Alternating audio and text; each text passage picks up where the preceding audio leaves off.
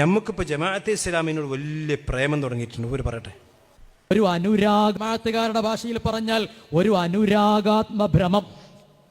എന്താണ് അതൊന്ന് വിശദീകരിച്ചാൽ നന്നായിരുന്നു. അതല്ല, വളരെ നസീഹത്തോട് കൂടിയിട്ട് ഇങ്ങനെ ഒരു ഉപദേശം നൽകിയിട്ടുണ്ട്. ചോദ്യം ഇതാണ്, പിന്നെ ഞാൻ എൻ്റെ ഒരു പുസ്തകത്തിൽ ജമാഅത്തെ ഇസ്ലാമിയുടെ മൗദൂദി സാഹിബിൻ്റെ ഹദീസ് നിശ്ചയത്തെ സംബന്ധിച്ച് പറഞ്ഞിരുന്നു.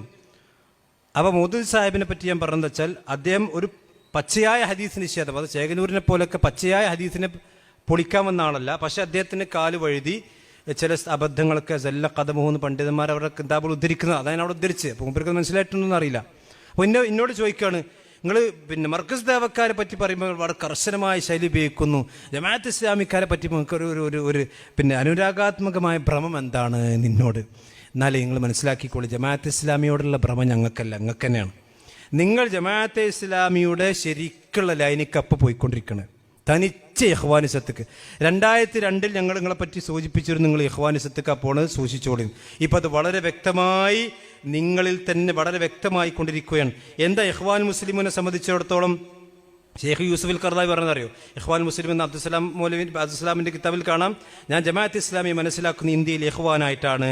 അതുപോലെ അറബ് നാടുകളിൽ ഇഖ്വാൻ മുസ്ലിം ഞാൻ കണക്കുന്നത് അവിടുത്തെ ജമാഅത്ത് ഇസ്ലാമിയായിട്ടാണ്. രണ്ട് പ്രസ്ഥാനങ്ങളുടെയും അടിസ്ഥാനത്തിൽ ചില്ലറ വ്യത്യാസങ്ങളെ ഉണ്ടായിട്ടുള്ളൂ. അപ്പോൾ ജമാഅത്ത് ഇസ്ലാമിൻ്റെ ഗൾഫ് പതിപ്പാട് ഇഖ്വാനുൽ മുസ്ലിമൂൻ. ആ ഇഖ്വാനുൽ മുസ്ലിമൂൻ ഛർദ്ദിക്കുന്ന, അവരുടെ സോഷ്യൽ മീഡിയയിലൂടെ അവരുടെ മീഡിയകളിലൂടെ ഛർദ്ദിക്കുന്ന എല്ലാ വിഷയങ്ങളും കേരളത്തിൻ്റെ മുജാഹിദ് പരിസരത്തിലേക്ക് ഇറക്കുമതി ചെയ്യുക എന്ന കൂലിപ്പണിക്കാരായി മർക്കസ് ദേവക്കാർ ഇപ്പോൾ മാറിയിട്ടുണ്ട്. എത്ര തെളിവാണോ? ഒറ്റ തെളിവ് മാത്രം പിടിച്ചോ. ഇതാ ഡോക്ടർ സുഫിയാൻ അബ്ദുൽ സത്താർ എഴുതിയ മദ്ഖലി സലഫികളുടെ ഫലസ്തീന് വിരുദ്ധ ന്യായങ്ങൾ. ഇതൊക്കെ ശബാബിലുള്ളതാണ്. ആരാണ് ഈ മദ്ഖലി സലഫികൾ എന്ന് പറഞ്ഞാൽ അറിയോ? നമ്മൾ തന്നെ എന്ന് പറഞ്ഞാൽ ഷെയ്ഖ് റബീ ബിൻ ഹാദി അൽ മദ്ഖലി എന്ന് പറയുന്ന ഇന്നും അറബി ലോകത്ത് ജീവിച്ചിരിക്കുന്ന മഹാപണ്ഡിതനാണ് അദ്ദേഹം. ഷെയ്ഖ് റബീ അദ്ദേഹമാണ് ഇഖ്വാനുൽ മുസ്ലിമൂന്റെ യഥാർത്ഥ ചിത്രം ലോകത്തിന് മുന്നിൽ വരച്ച് കാണിക്കുന്നതിൽ മുഹമ്മദ് ജാമി റഹ്മത്തുള്ളാഹി അലൈഹിം അതുപോലെ തന്നെ ഷെയ്ഖ് റബീഉമാണ് കാര്യമായി പങ്കുവഹിച്ചത്. അതുകൊണ്ട് തന്നെ ഇഖ്വാനുൽ മുസ്ലിമൂന്റെ ആളുകൾക്ക്, ഇവിടുത്തെ ജമാഅത്ത് ഇസ്ലാമിക്കാർക്ക് എങ്ങനെയാണ് ഉമർ മൗലവിയെ അരച്ച് കുടിച്ച് കൊടുത്താൽ കൊടുക്കുക, അതേപോലെയാണ് ഗൾഫിലെ ജമാഅത്ത് ഇസ്ലാമിയായ ഇഖ്വാനുൽ മുസ്ലിമിന്റെ ആളുകൾക്ക് മദ്ഖലിയും അതുപോലെ തന്നെ ഷെയ്ഖ് ജാമിയും.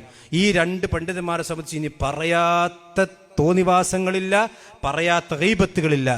ആ പേര് വിളിച്ചിട്ട് സലഫികളെ സംബന്ധിച്ച് മദ്ഖലി സലഫികളുടെ ഫലസ്തീൻ വിരുദ്ധ ന്യായങ്ങൾ ഇത് പറഞ്ഞിട്ട് നിങ്ങൾ സലഫികളെ കൊച്ചാക്കുന്നുണ്ട്.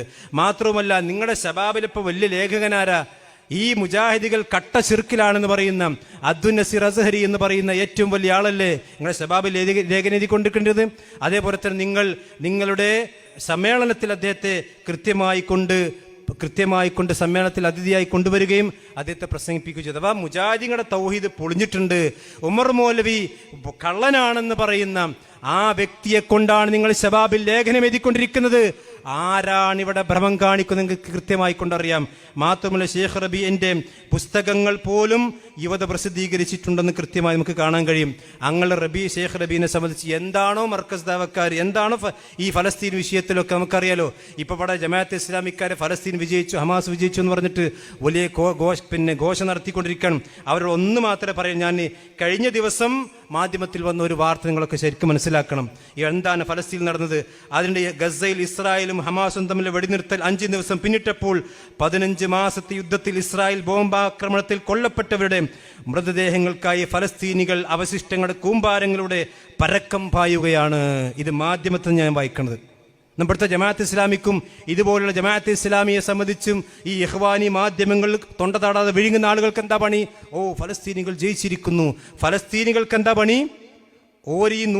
ഈ ദിവസങ്ങൾ, പിന്നെ എത്രയോ ദിവസങ്ങൾ യുദ്ധത്തിൽ മരിച്ച തങ്ങളുടെ പ്രിയപ്പെട്ടവരുടെ ബോംബാക്രമണത്തിൽ കൊല്ലപ്പെട്ടവർ മൃതദേഹങ്ങൾക്കായി ഫലസ്തീനികൾക്ക് അവശിഷ്ടങ്ങളുടെ കൂമ്പാരങ്ങളുടെ പരക്കം പായുകയാണ്.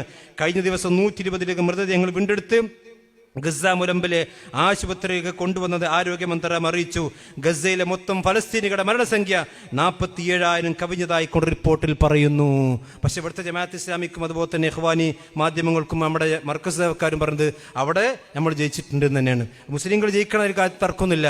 പക്ഷേ ആ ബന്ദികളാക്കപ്പെട്ട മനുഷ്യന്മാരുടെ പോലും ജീവന് അത്ര പോലും വില കൊടുക്കാതെ മുസ്ലിമീങ്ങളെ കുരുതി കൊടുത്തിട്ട് എന്നിട്ട് സലഫികളുടെ മേലെ കയറാൻ നിൽക്കുകയാണ്. അപ്പം ആരാണിവിടെ ശരിക്ക് മുസ്ലിമീങ്ങളെ സ്നേഹിക്കുന്നതും അതുപോലെ തന്നെ ഇവിടുത്തെ ജമാഅത്ത് ഇസ്ലാമിക്കാരെ എച്ചിലുകൾ ജമാഅത്ത് ഇസ്ലാമിക്കാരെ മാധ്യമങ്ങൾ വരുന്നതൊക്കെ ഉണ്ടടാ വീടുകളെന്നൊക്കെ ഇവിടെ എല്ലാവർക്കും അറിയാം. അതുകൊണ്ട് ആ വിഷയം നിങ്ങൾ വല്ലാതെ തുറപ്പിക്കരുത് എന്ന് മാത്രമേ ജാബിർ റഹ്മാനോട് പറയാനുള്ളൂ.